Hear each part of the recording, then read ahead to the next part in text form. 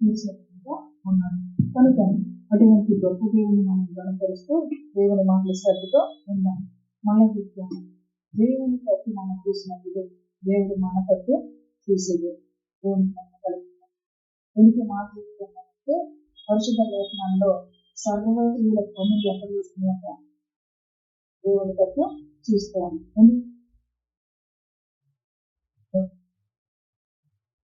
ఆయన తట్టు ఎందుకు వస్తుంది?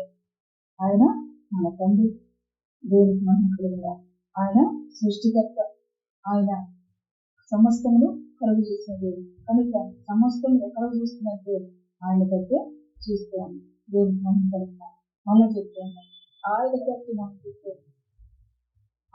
మనం చూస్తే ఆయన మన కోరికను సిద్ధింప చేయగలిగిన దేవుడు, మన అవసరం తీర్చగలిగిన దేవుడు. అంతేకాదు మన ఆకలిని తీర్చగలిగిన దేవుడు.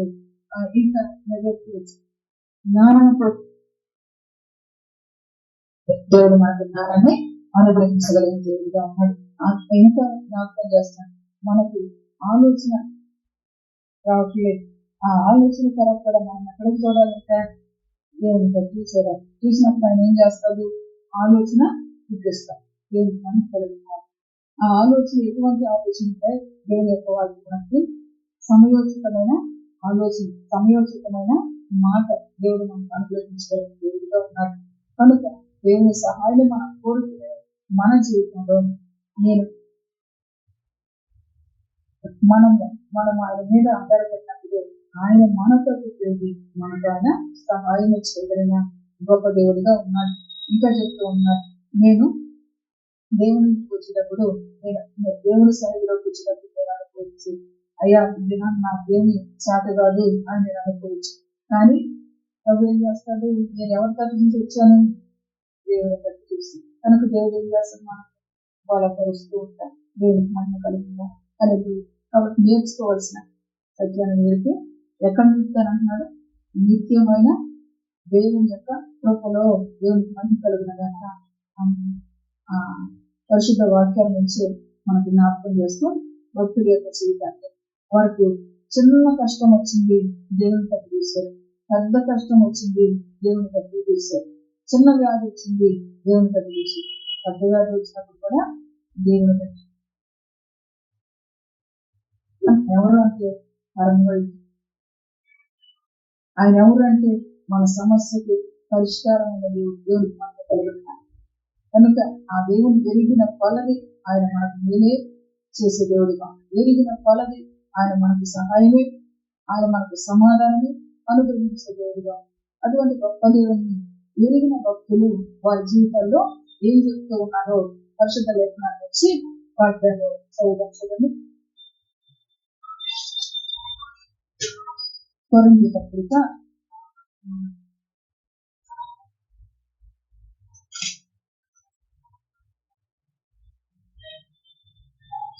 2వ కొరింథీ పత్రిక 6వ అధ్యాయము మొదటి నుంచి చదువు.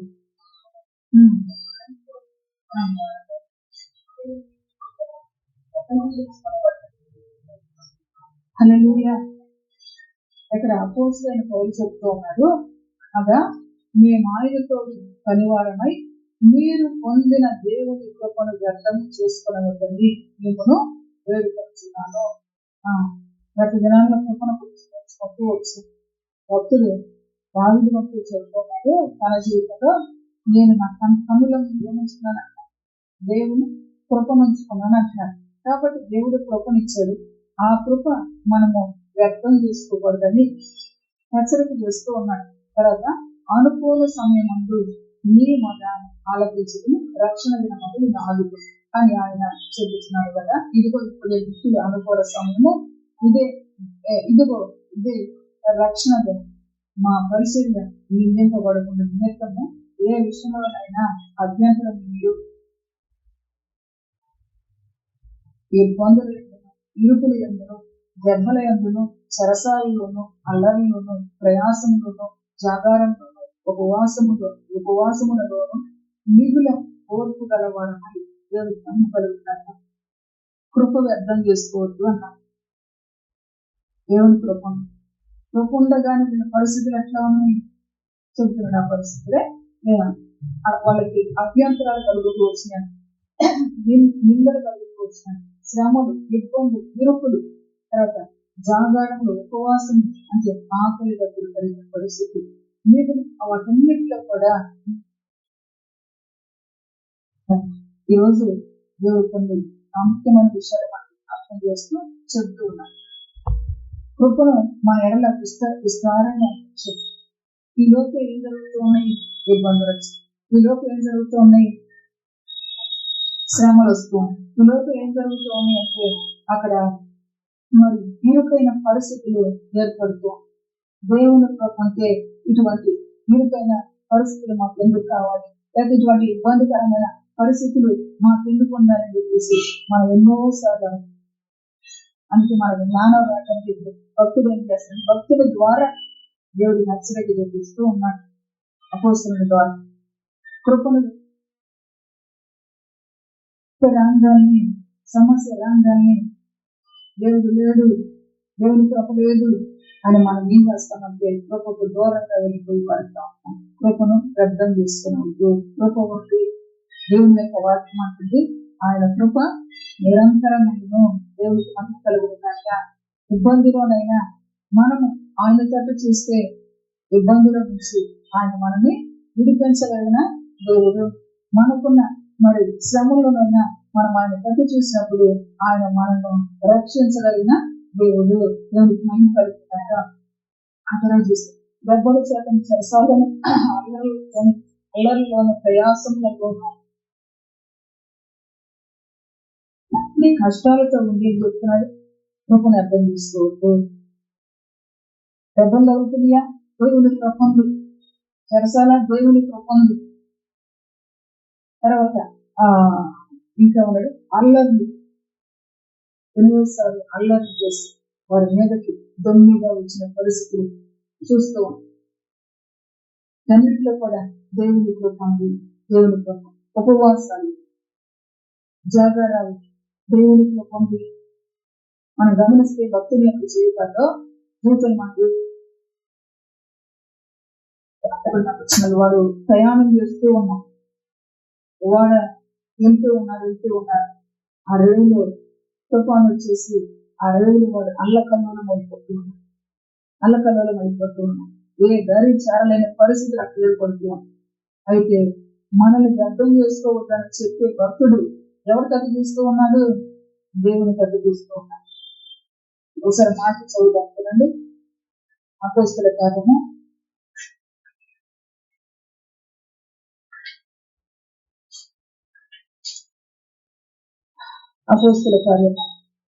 27వ అధ్యాయము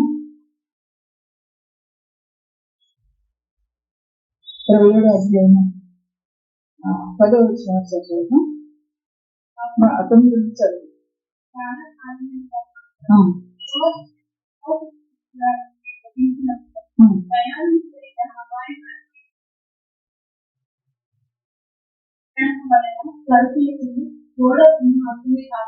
మన ప్రాంతంలో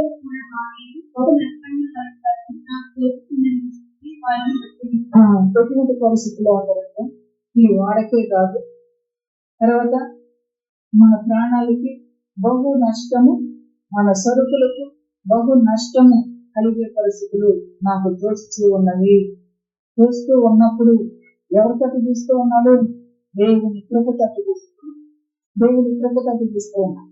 అంటే పిల్లరా, ఎవరు చెప్పే మాటలు మన హృదయంలో జాగ్రత్తగా మనం నిలిచేటట్టు పెట్టుకుంటే ఆ మాటే మనం ఏం చేస్తుంటే ఇబ్బందులు ఉన్నా, ఇరుకులో ఉన్నా ఈ ఇరుకు నుండి తప్పించడానికి దేవుడి కృప ఉంది అని మనం కృప పిల్ల చూస్తూ ఉంటే దేవుడు ఏం చేస్తే మన కృపను మనకు అనుగ్రహించాడు.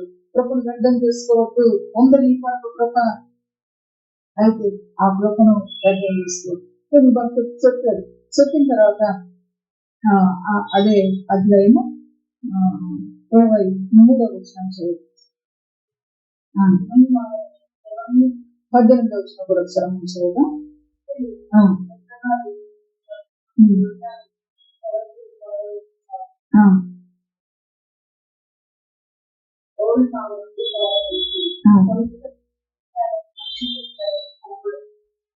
అని మాకు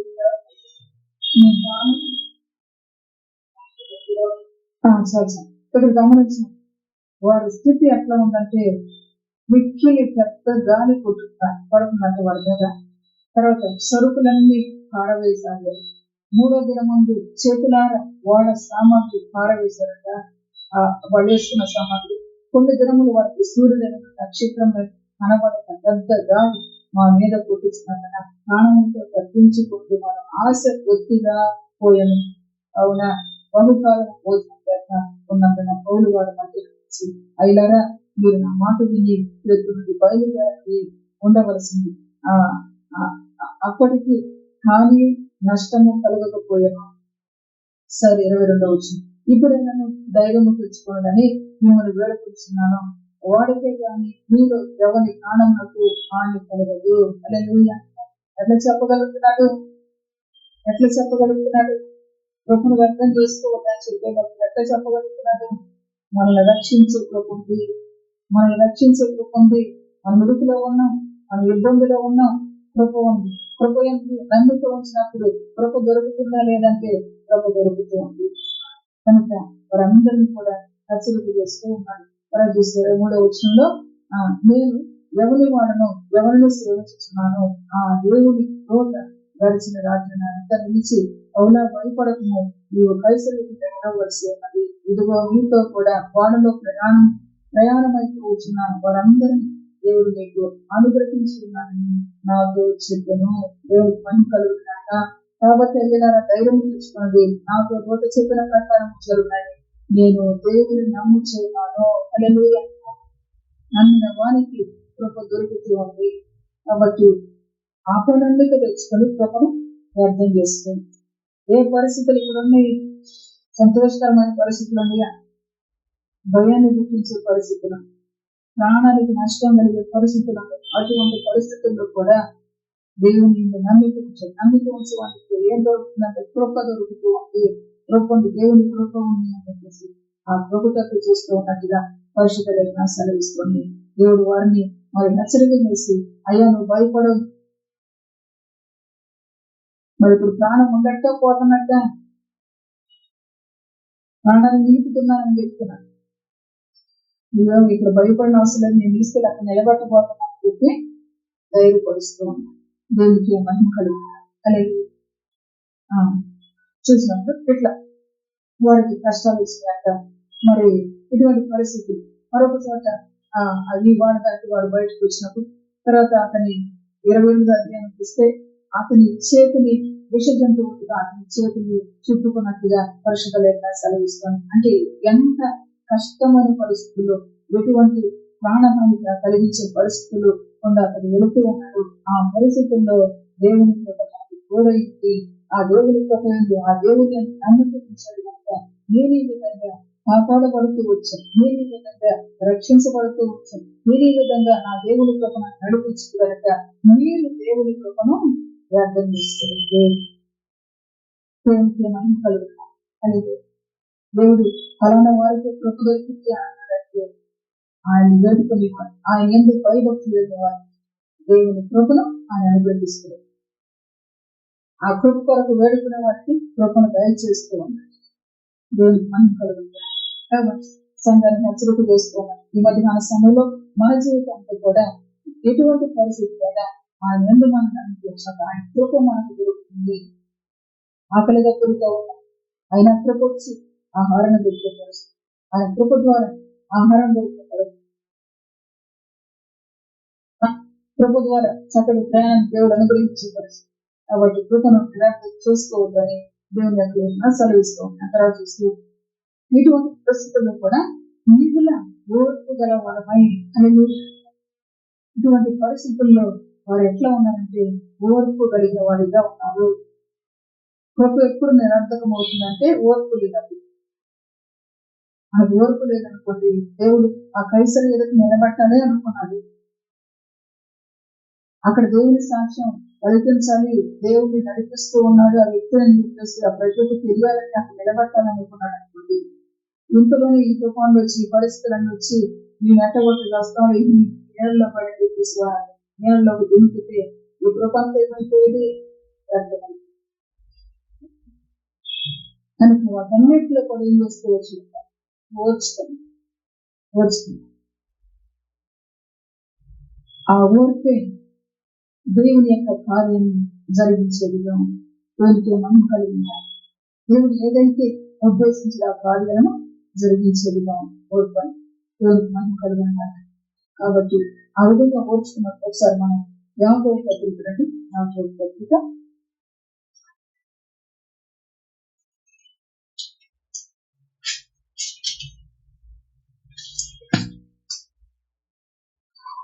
యాకోబు పత్రిక 5వ అధ్యాయం 7వ వచనం.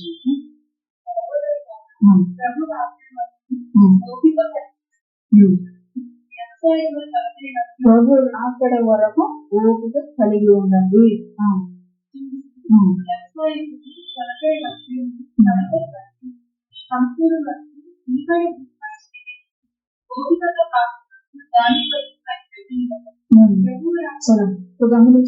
వ్యవసాయ విలువైన భూఫలము కొరకు దాని కొరకు ఓపికతో కనిపెట్టును దాని కొరకు కాచుకొని ఉంటాడు కనుక ఇప్పుడు మనకు ఒక ఫలం అనేది ఉంది. ఆ ఫలం దొరికేంత వరకు కూడా ఎట్లా ఉండాలన్నాడు, మిగిలిన ఓపిక కానీ నాకు ఓపిక నేను సహించలేకపోతున్నాను, నా ఓపిక అయిపోతుంది, లేకపోతే నా ఓపిక అంతా నేను సహించలేను, నేను పరిస్థితులు చూడలేనట్టుగా మనం అనుకుంటే కృపను మీరు అర్థం పంపిస్తుంది. ఆ ఓర్పు కలిగినట్టు విలువైన రూపాలని సంపాదించిన వ్యక్తిగా ప్రభు రాక సమీపించుతున్నది కనుక మీరు ఓపిక కలిగి ఉంది, మీ హృదయములను సిద్ధపరచుకోండి. ఇప్పుడు వారిని ఎందుకు చెప్తున్నాడు ఆ మాట్లాడలే కూడా, సమయము ఇక్కిలు అనుకోని సమయము కనుక మీరు ఓపిక కలిగి మీనట్లా ఉన్నా కృపను అర్థం చేసుకోవద్దు. కృప ద్వారా మనం రక్షించదు, రక్షణ లేదేం లేదు, దేవుడు లేదేమి లేదు అని దేవుడికి దూరంగా వెళ్ళిపోయాడు అనుకోండి, ఫలసాయం వస్తుందంటే రాదు. కనుక దేవుని యొక్క సత్యమందు మనం నిలిచామంటే అర్థం చేసే ప్రభు రాక సమీపించినది కనుక మీరు ఓపిక కలిగి ఉంటే మీరు సిద్ధపరుచుకున్నది. ఏ పరిస్థితుల్లో ఓపిక కలిగి ఉన్నాడు, మిగిలిన ఓపిక ఆయన జాగ్రత్తలు అల్లరిలో చల్లలు చేస్తున్నాం అని మనం దేవునికి దూరం అయ్యే పరిస్థితులు, లేక మమ్మల్ని ఎట్లా అంటున్నారు అట్లా అంటున్నారని చెప్పేసి, కానీ ఆ అల్లర్లలో, ఆ జాగ్రత్తల్లో, ఆ ఉపవాసాల్లో, ఆ ఇరుకుల్లో, ఆ ఇబ్బందుల్లో, శ్రమల్లో మీగులో ఓర్పు కలిగి దేవునికి మనం కలుగుతాక. అందుకే దేవుని యొక్క వాక్యం మనకి ప్రభు రాకుల వరకు కూడా, ఆ ఒక్కరోజే కాదు ప్రభు రాకుల వరకు కూడా ఓపిక కలిగి ఉండండి, ఓర్పు కలిగి ఉండండి. దేవునితో మహిమ కలుగుతాక ఆ విధంగా జ్ఞాపకం చేస్తూ ఉన్నాడు. తర్వాత గమనించండి 2 కొరింథీ పత్రిక 6వ అధ్యాయం 6వ వచనం. పవిత్రతతోను జ్ఞానముతోను దీర్ఘశాంతముతోను దయతోను పరిశుద్ధాత్మ వలన నిష్కపటమైన ప్రేమతోను సత్య వాక్యము చెప్పుట వలనను దేవుని బలం వల్ల కుడి ఎడమల నీటి ఆయుధములు కలిగి దేవునికి మహిమ కలుగుతాం. అలాగే ఇంకా ఈ బ్రతుకులు నేర్పిస్తూ ఉన్నాడు. గొప్ప వ్యర్థం కాకుండా ఉండటానికి ఏ విధంగా బ్రతకం చూస్తాం. మొదట కష్టాలు వచ్చినా, వేదనలు వచ్చినా, ఇబ్బందులు వచ్చినా, ఇన్ని పరిస్థితుల్లో కూడా మనకేమంటే కోపంది, మనం రక్షించే కోపంది, మనల్ని ఆదుకునే కోపంది, మనకు సహాయం చేసే కోపంది అనే మనసు అక్కడ ఉంటే వీటన్నిటిలో కూడా మరి వాళ్ళు తప్పుకొని వచ్చి దేవుని కొరకు నిలబడ్డట్టుగా చూస్తూ ఉన్నాం. 6వ వచనంలో పవిత్రతతోను దానముతోను దీర్ఘశాంతముతోను దయతోను పరిశుద్ధాత్మ వలనను నిష్కపటమైన ప్రేమతోను సత్య వాక్కును చెప్పుట వలన దేవుని బలం వలన కుడి ఎడమల నీతి ఆయుధములు కలిగి ఇంకెట్లా ఉన్నారంట ఈ వాక్యం బోధిస్తే కుడి ఎడమల కూడా నీతి ఆయుధమును కలిగి అని చెప్తూ ఉన్నాడు.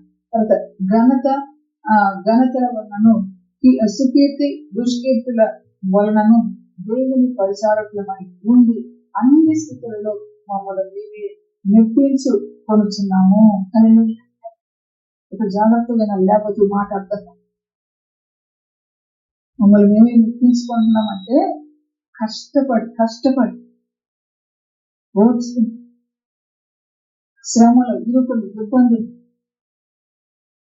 మమ్మల్ని మేము మెప్పించుకుంటున్నామంటే ఏదో మనం గొప్ప చెప్పుకోవటం.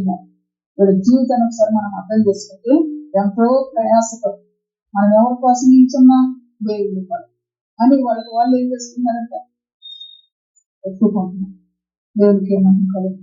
ఈ శ్రమను ఎందుకు భరిస్తున్నాం దేవుడి ఈ ఇబ్బందులు ఎందుకు భరిస్తున్నాం దేవుడి ఈ నీతిని ఎందుకు ఆయుధములుగా ధరించుకున్నాం దేవుడి అని వారికి వారే మెట్టు చేసుకున్నట్టు పరిశుద్ధులను సర్విస్తారు.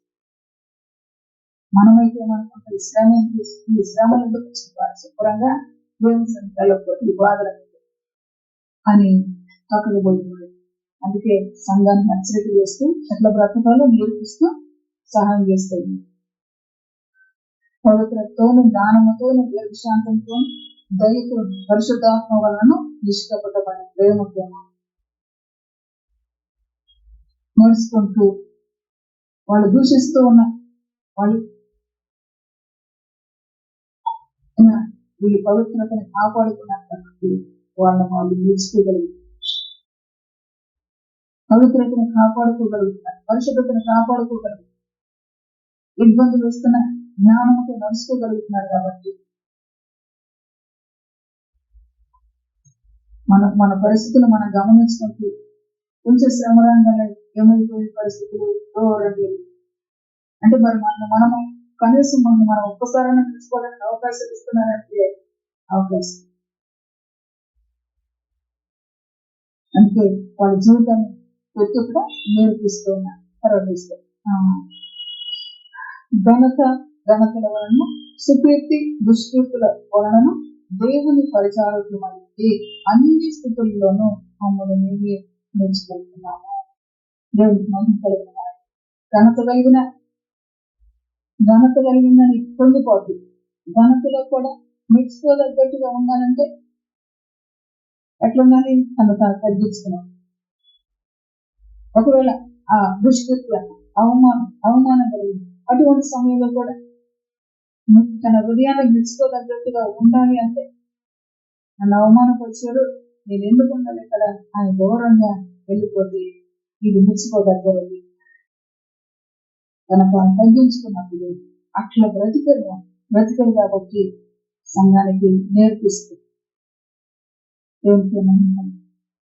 కీర్తి కలిగి అదే సమయంలో అసలు ఈ పౌలంటే మంచోడు కాదు, వాళ్ళంటే మంచోడు కాదు, వీళ్ళంటే మంచోడు కాదు, కృష్ణి చెడ్డ కీర్తి చెడు కీర్తి వాళ్ళు కలుగుతుంది. ఆ పరిస్థితుల్లో కూడా మన గురించి ఎవరో చెడ్డ మాట చెప్పారని చెప్పేసి నా గురించి ఎట్లా చెప్పారు అట్ట చెప్పారని చెప్పేసి మన బల ప్రభావం చూపించేసామంటే మనల్ని మనం మెచ్చుకునే మంచి మనసు మనలో ఉందంటే లేదు. కనుక సంఘం దేవుని బిడ్డలంగా మనం ఏ విధంగా ఉండాలో అది నేర్చుకోవడానికి ఈ మాటలో చెప్తూ ఉన్నాం. దేవునికి మనం కలిగిన ఒక్కొక్కసారి మరి వాళ్ళ జీవితంలో వాళ్ళు చెప్పే మాటలు వాళ్ళకి కీర్తి కలిగి ఆ పరిస్థితుల్లో కూడా వాళ్ళు గొప్ప చేస్తున్న పరిస్థితుల్లో కూడా ఆ మహిమంతా దేవుడికి చూపిస్తూ వారిని తగ్గించుకున్న పరిస్థితి. కాబట్టి అన్నింటిలో కూడా జాగ్రత్త కలిగి నడుచుకున్న జీవితాన్ని బట్టి ఈ మాటలు మాట్లాడగలుగుతుంది. దేవుడికి ఆ తర్వాత దేవుని పరిచారకమైనది అన్ని స్థితుల్లో మమ్మల్ని మెప్పించుకొచ్చున్నాం. మేము మోసగాండ్రమైనటువంటి సత్యవంతులము, తెలియబడని వారమైనటువంటి బాగుగా తెలియబడిన వారము, చనిపోవచ్చున్న వారమైనటువంటి ఇదిగో బ్రతుకుచున్న వారము, శిక్షింపబడిన వారమైనటువంటి చంపబడిన వారము, దుఃఖపడిన వారమైనటువంటి ఎల్లప్పుడూ సంతోషించేవారము. హల్లెలూయా, హల్లెలూయా, హల్లెలూయా.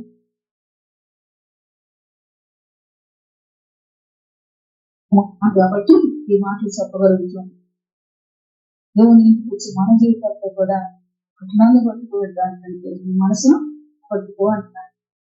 మనసును పట్టుకున్నాడు కాబట్టి అట్లా చెప్పగలుగుతాం. మోసగాండ్రమైన తిండికి వీళ్ళేదో మనల్ని మోసం చేస్తున్నారు అని చెప్పేసి వాళ్ళు ఏం చేశారు? రక్తాలతో కొట్టి, బండులో వేసి కొట్టించి, సంఖ్యలో వేసి, చెరసాల్లో వేసి ప్రజలు పెట్టగలపడుతున్నారు మోసగాళ్ళకి. కానీ వాళ్ళు ఏం చేస్తున్నారంటే సత్యవంతుడిగా ఉన్నారు. దేవుడికి మహిమ కలుగుతారు. సత్యాన్ని బోధిస్తున్నారు, సత్యవంతులు నడుచుకుంటున్నారు. కానీ ప్రజలకు ఎట్లా కనపడుతున్నారు? మోసగాళ్ళు అన్నట్టు కనపడుతున్నారు. ఈ పరిస్థితులన్నింటిలో కూడా వాళ్ళ మనసును ఏం చేసేవారు? స్వాధీనపరిచి, మేము మోసగాళ్ళం కాదు, మమ్మల్ని ఎటు చేస్తారు అటు చేస్తారని వాళ్ళకి తిరగబడుతూ వారి మనసును కొట్టుకున్నట్టుగా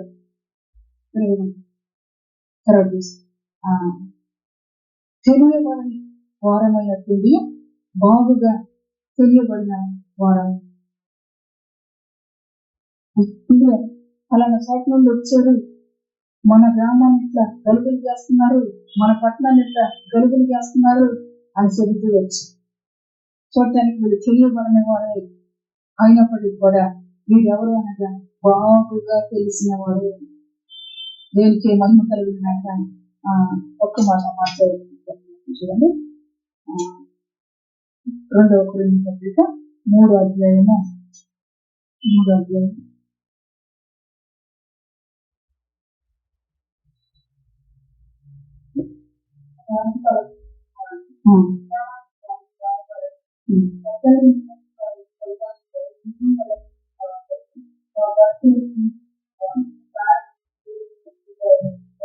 క్రీస్తు పత్రిక ఉన్నారని మీరు తేటపరచబడుతున్నారు. దేవునికి మహిమ కలుగుతారు. ఇప్పుడు తెలియబడని వారమైనట్లుండి కూడా ఇప్పుడు ఈ అపోస్తలుడు ఏమైనాడు? క్రీస్తు పత్రిక బాగుగా ఎరగవచ్చు. అందుకే తాను చెప్తూ ఉంటాను, మీరు క్రీస్తుని పోలి నడుచుకుంటున్నాను, మీరు నన్ను పోలి నడుచుకోండి. బాగుగా ఎరగాల్సింది పత్రిక. ఆయన ఎట్లా జీవించారు, ఆయన పరిస్థితి ఎందుకు ఈ విధంగా చెప్పగలుగుతున్నాను, నన్ను పోలి నడుస్తున్నాను. ఆ మాట కూడా చేయడం రాయబడి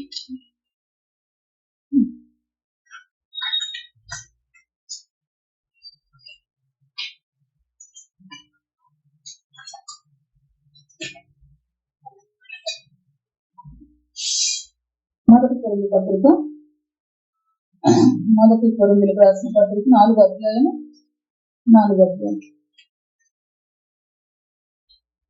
15-16 వచ్చినాము.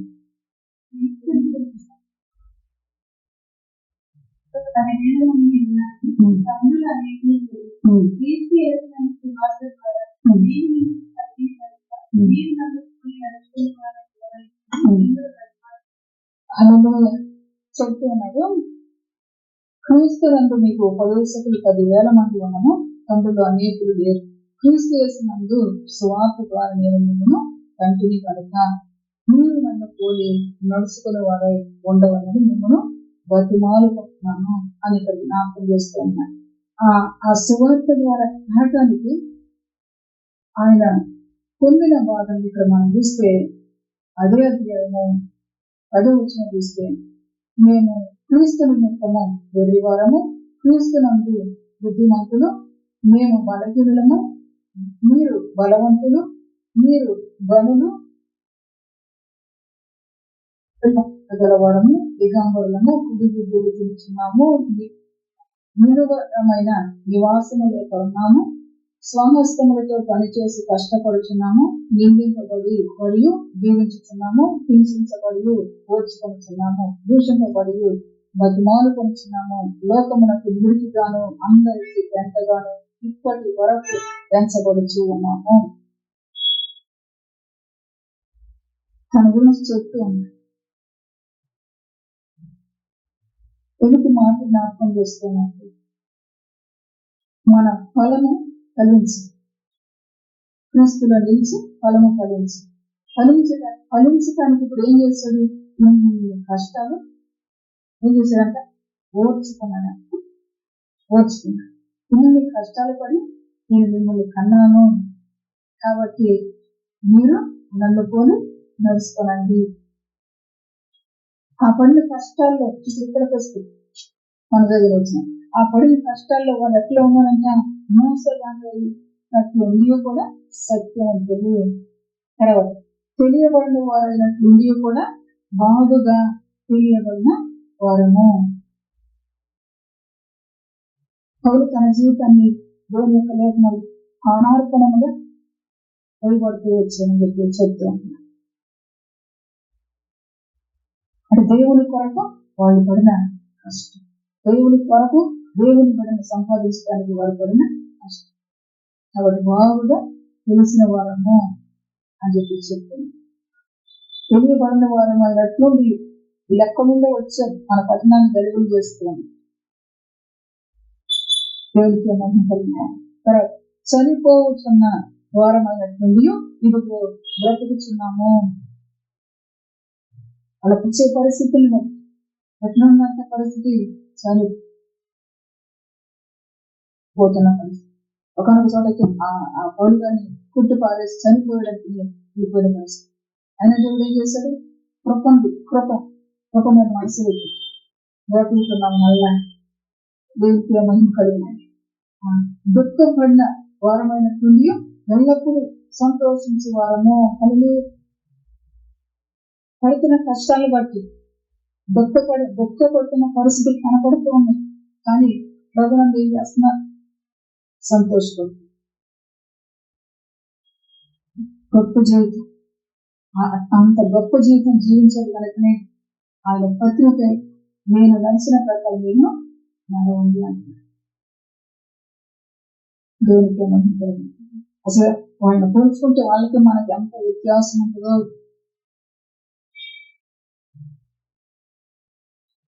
అటువంటి జీవితం మనలో ఉందా? వారిని వారు ఎందుకు మెచ్చుకోగలుగుతూ వచ్చారు?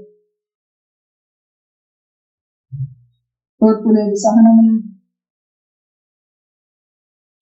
మనసును స్వాధీనం చేసుకునే పరిస్థితులు లేదు. కానీ దైవమైన దేవుడి జ్ఞానం నేర్పిస్తుంది.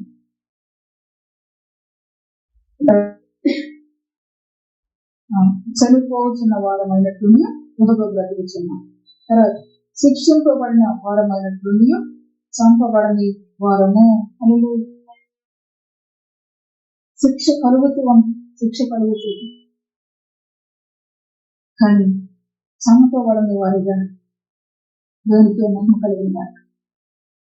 గమనిస్తే మన జీవితంలో ఆయన శిక్షించాలి, ఆయన చనిపోయాలి అని ఎన్నోసార్లు ఆయన మీదకి జనులు దొంగప్పుడు వచ్చిన పరిస్థితి. కానీ అంతేకాదు ఆత్మీయంగా కూడా తన బ్రతుకును భౌతికంగా చూసుకుంటే చంపబడుతున్న పరిస్థితి కనపడుతుంది. చనిపోని వారంగా నేనున్నా. ఆత్మీయంగా సజీవాన్ని ఇంకా పోసుకుంటున్నాను. దేవుడికి మహిమ ఇంకా ప్రభు కొరకు చూపుని తెలుసుకుంటున్నాను. దేవుడికి మహిమ కలిగింది. అదే దుఃఖపడిన వారం అనేటువంటి ఎల్లప్పుడూ కూడా సంతోషించుతూ ఉన్నాము. పరిస్థితులు చూస్తే దుఃఖకరంగా కనపడుతున్నాము. దుఃఖకరంలో ఏం దొరుకుతుందో వాళ్ళకి సంతోషపడటానికంటే దేవుడి కృప దొరుకుతుంది. కృపలను నమ్మిక ఉంచి దేవుడికి మహిమ కలిగింది. కాబట్టి ఆ కృప చేత వారు సంతోషిస్తూ ఉన్నారు. దుఃఖపడిన వారు ఎట్లుండి కూడా సంతోషపడుతూ ఉన్నాము. ఈ కష్టం ద్వారా, ఈ శ్రమ ద్వారా కొన్ని ఆత్మీయ ఈ ఆకలి దప్పుల ద్వారా నాతో వచ్చిన ప్రజలు దేవుడు మనం తెలుసుకున్నట్లుగా దేవుడు మమ్మల్ని కాపాడుతున్నాడు అని చెప్పేసి ఆకలి దప్పులు కూడా ఓర్చుకుని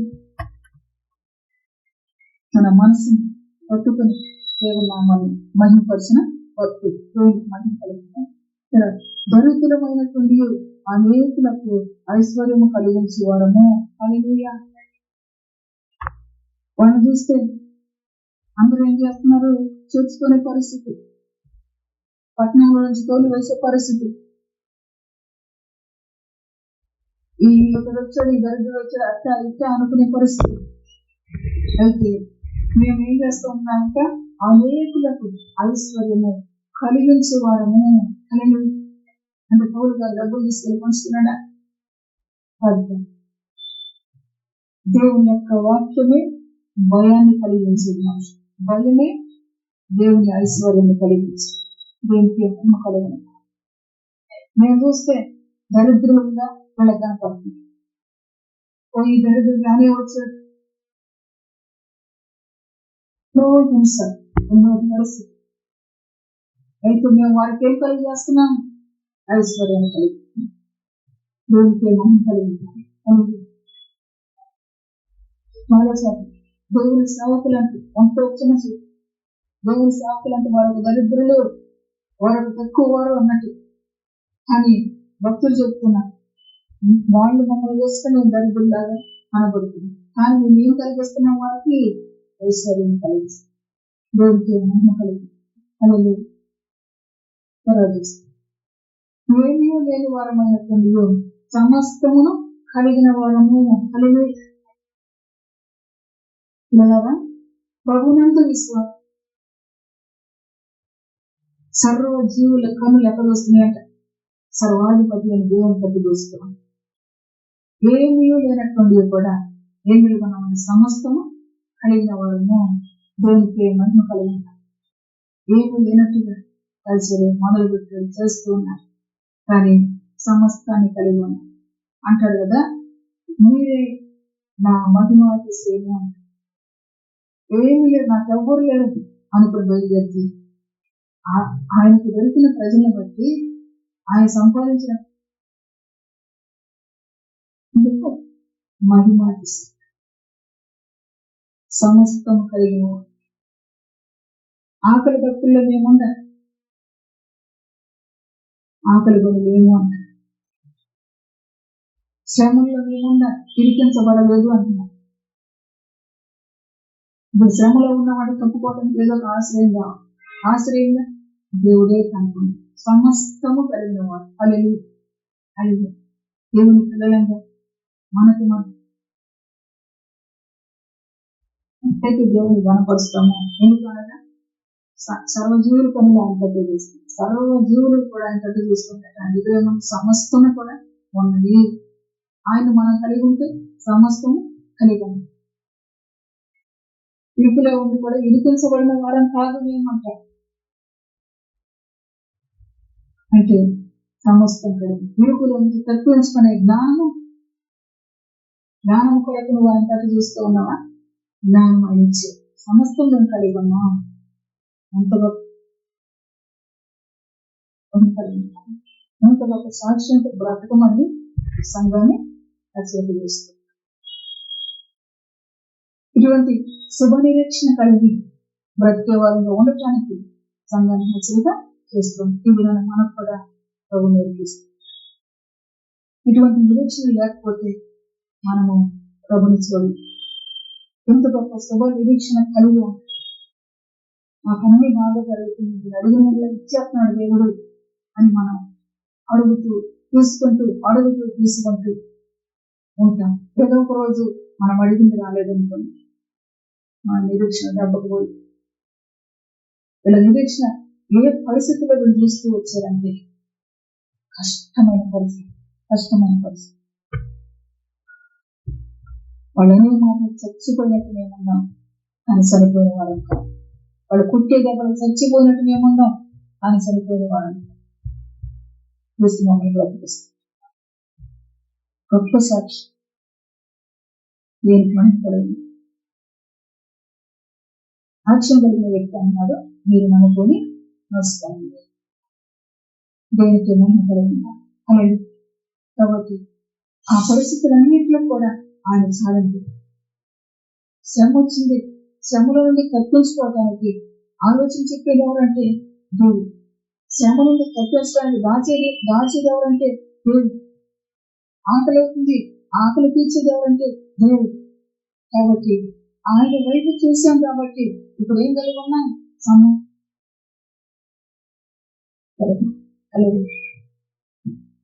ఆ గొప్ప ధన్యకరమైన జీవితం జీవించడానికి మన జీవితాన్ని కూడా ఉజ్జీవింపు చేస్తూ దేవుడికి జ్ఞాపకం చేసుకోవచ్చు. దేవునికి ఏమంటారు? లేకపోతే నాకు అది లేదు, నాకు ఇది లేదు, నాకు అది లేదు, ఇట్లనే మనం అనుకుంటున్నాం. మనకేమి కూడా జ్ఞానోదయం కాని పరిస్థితి. నేను దేవుని తట్టు చూశాను, దేవుడు నాకు సహాయం చేశాను కాబట్టి ఈ హృదయాన్ని ఏం చేయగలుగుతాం? అప్పుడు నేర్చుకోగలం. దేవుని తట్టు చూడలేదు, దేవుడు నాకు సహాయం చేయలేదు అని మనకు మనం దూషించి హృదయాన్ని మెచ్చుకోగలుగుతామంటే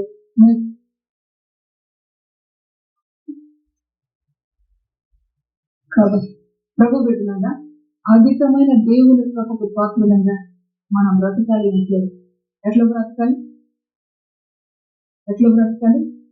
ఇదో ఇక్కడ పరిస్థితులన్నీ చూస్తే ఆ ఎంత కృప ఉంది, ఇటువంటి పరిస్థితుల్లో కూడా కృప తోడుగా ఉంది అని చెబుతూ ఈ సంగతులన్నీ కృపను వ్యర్థం చేసుకునవద్దు. దుఃఖం వచ్చిందా దేవుడు లేడనద్దు. దుఃఖమును ఓర్పు కలిగి ఉండు. దేవుడు మీ కృపను దోటుతుంది. ఎందుకు అనగా నీ మనసు ఆయన తట్టు తిప్పుకున్నావు కనుక ఆయన నీ తట్టు చూస్తాడు.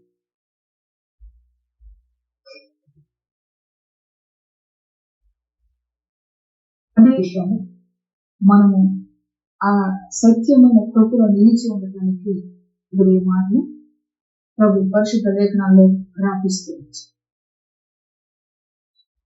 దేవుని చెడ్డవు అయినను మన బ్రతుకులో మాదిరికరమైన జీవితాన్ని చూపించారు.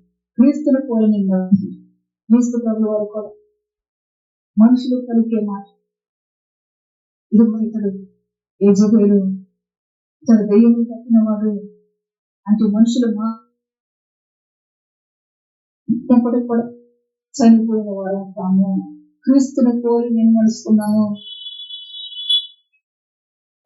ఇక్కడ ఒక మాట ఆ పుస్తక కార్యం చదువుతుంది. పుస్తక కార్యం 28వ అధ్యాయం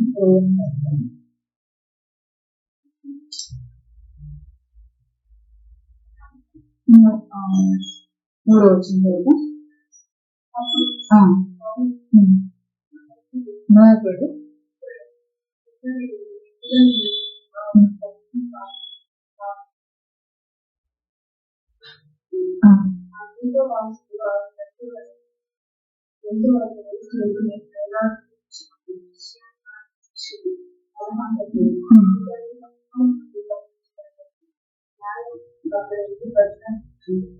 ప్రజల మాట చదివినట్లుగా ఇతడు సముద్రం నుండి తప్పించుకున్నాను అంటే ప్రజలు ఏమన్నారు?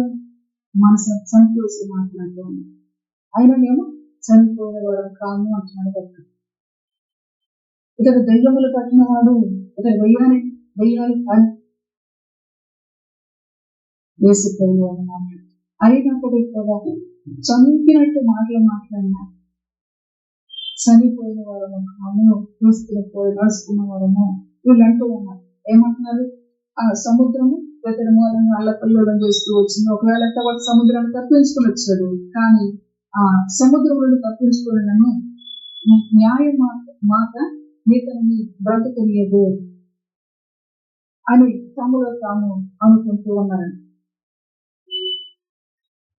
ఆ ధర్మ దేవత వీళ్ళని బ్రతకలేదు అని చెప్పేసి తమలో తాము అనుకుంటున్నారు. అయితే ప్రజలు ఏమనుకుంటున్నారు? తను ఎట్లా నడుచుకున్నాడో నాకు తెలుసు. అంటే పవిత్రతతోనూ జ్ఞానముతోనూ దీర్ఘశాంతంతోనూ ఇట్లా నడుచుకుంటూ ఉన్నారు. ప్రజలు అనుకుంటూ ఉన్నారు. మనసేమైపోద్ది ఆ సమయంలో? వాళ్ళనే ఉంటారు. నువ్వేదో తక్కువ నచ్చావు అనుకుంటున్నావు దానిలో న్యాయదేవతని ఊరుకోదు, మళ్ళీ సర్పం ఏదో చేస్తుందని చెప్పేసి. ఆయన అటువంటి పరిస్థితుల్లో కూడా తన హృదయాన్ని చేసిందంటే నెమ్మది పరుచుకుని ఓర్చుకుని తన హృదయాన్ని దేవునికి అప్పగించుకుంటూ దేవుని నామ మహిమార్థం బ్రతికించు.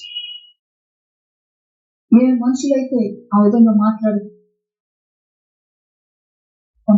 ఆ మనుషుల మధ్య గొప్ప కార్యం జరిగించుకున్నారు. దేవుడికి ఓర్చుకున్న ఫలాన్ని చూస్తారు, ఓర్చుకోకపోతే ఫలం వారు చూడడం మాట్లాడుతారు. అది అధ్యాయం వాళ్ళు ఆ విధంగా అంటూ ఉన్నారు. 26వ వచనంలో వారు అతని శరీరం వాచనం లేక అతడు అకస్మాత్తుగా పడి చచ్చును అని కనిపెట్టుచుంది. చాలాసేపు కనిపెట్టుచుండిన తర్వాత అతనికి ఏ హాని కలుగుకుండా చూసి ఆ అభిప్రాయం మాని వారికున్న అభిప్రాయం మాని ఇతరుల దేవత అని చెప్పేశాడు. కోకి అని ఒకడు ఆ అగ్ని భూములను అతని మమ్మను చేర్చుకొని 3 దినములు స్నేహభావంతో ఆతిథ్యమిచ్చాను. అప్పుడు కోకి యొక్క తండ్రి జ్వరము చేతను రక్తవేది చేతను బాధపడుచు పండుకొని ఉండేది. పౌలు అతని వద్దకు వెళ్లి ప్రార్థన చేసి అతని మీద చేతులుంచి స్వస్థపరచును. అది చూసి ఆ దీపంలో ఉన్న కడమ రోగులు కూడా వచ్చి స్వస్థత పొందిరి. దేవునికి మహిమ కలుగునుగాక. మరియు వారు అనేక సత్కార్యములను మర్యాద చేసి మేము ఓడెక్కి వెళ్ళినప్పుడు మాకు కావలసిన వస్తువులు తెచ్చివాడలో పెట్టింది. హల్లెలూయా. ఎప్పటిదాకా న్యాయం కోరుకోదాన్ని ఇప్పుడు మేము ఓర్చుకున్నాం. ఈ ఓర్పు కొరకు తన మనసును చేసి కాపాడుకున్నా, పరిశుభ్రత కలిగి ఉన్నా, పవిత్రత కలిగి జ్ఞానం ఈ భక్తి జీవితం ఇవన్నీ మనకి ఎంత అవసరం. వాటన్నిటి కొరకు మనం ఎక్కడ చూడగలుగు దేవుని తట్టు చూడాలి. చూసినప్పుడు ఆ ఫలాన్ని చూడగలుగుతాం. ఇప్పుడు అక్కడికి వెళ్ళే సముద్రం దాటి అక్కడికి వెళ్ళిన తర్వాత ఇప్పుడు అక్కడ ప్రజల్ని రక్షించుకోగలుగుతున్నారు లేదా రక్షించుకోగలుగుతారు. ప్రజల మనసు వారి మాటలు చంపినట్టు తాను కృప మీద తన మనసు పెట్టుకున్నారు. ఆ కృప మనకు దొరికేటట్లుగా తన మనసును కాపాడుకుంటూ ఉన్నాడు. కృప పొంది జనులను రక్షిస్తుంది. దేవుడికి మహిమ కలుగుతుంది. అలాగే జనుల ఎదుట సాక్షిగా ఉంటుంది. దేవుడు నా మహిమార్థంగా సాగబడుతుంది. దేవుడికి మహిమ కలుగుతుంది. మళ్ళా జ్ఞాపకం చేస్తుంది.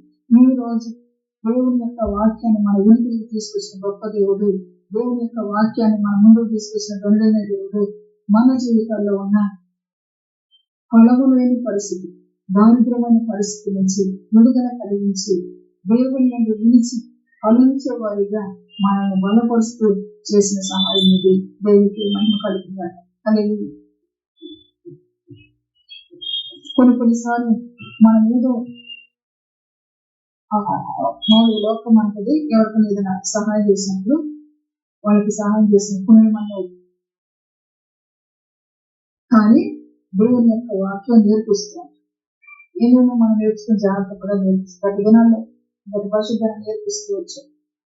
మనము సమయోచితమైన క్రియలు చేసిన దాన్ని ఫలాన్ని పొందుతున్నాం. ఎక్కడ గమనించినప్పుడు మన మనస్సును స్వాధీనం చేసుకున్న దాన్ని బట్టి తెలియబడిన వారమైనట్టుంది. తెలియబడిన వారిని ఏం చేస్తున్నారు? రాళ్ళు తెలియబడిన వారని చెప్పేసి ఏం చేస్తున్నారు? దత్తాలతో కొడుకున్నాను చరసలు చేస్తున్నారు. బాగుగా తెలిసిన వారు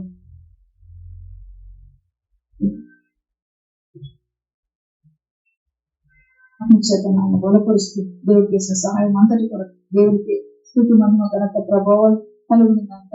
ఆమె దేవుడి పరిశుద్ధ వాక్యాన్ని మన ఉనికి జీవించిన కాక.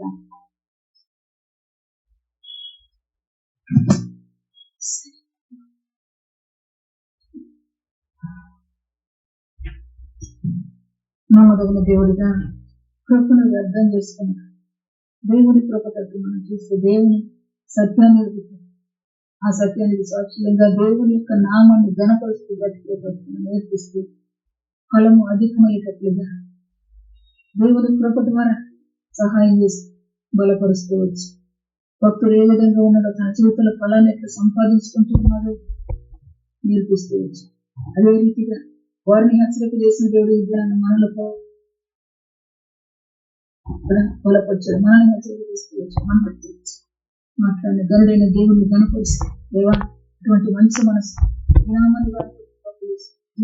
నాకును అనుగ్రహించి దేవుని నామ మహిమాంతలో బ్రతికేవారు నిత్యమైన కృపలను నిలిచేవారు అనుగ్రహించి మహిమాగనత నానే పొందులాగా విశ్వాసంతో ప్రార్థన చేద్దాం. సత్యం మెరగని ప్రజల కొరకు దేవుని సహాయాన్ని కోరుకుందాం.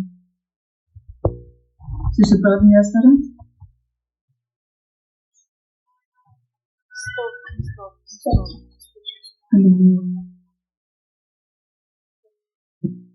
గొప్పగా తండ్రి నేను ఏ జీవితం కోరుకుంటున్నావు చూపించావు ప్రభు. ఈ జీవితం జీవించాలని చూపించావు ప్రభు. అటువంటి జీవితం జీవించాలని కృపను ముందు పెట్టుకోమంటున్నావు ప్రభు. ఈ కృపను వెంబడిస్తూ ప్రభు ప్రతి జీవితాన్ని నేర్పించగలిగిన దేవుడవే ప్రభు. ఈ గొప్ప దేవుడు అతి జీవితం జీవించి నీకు మహిమ చేయగలిగే బిడ్డలుగా మమ్మల్ని సిద్ధపరచుకున్నాడు. ఈ మమ్మల్ని గమనించిన మమ్మల్ని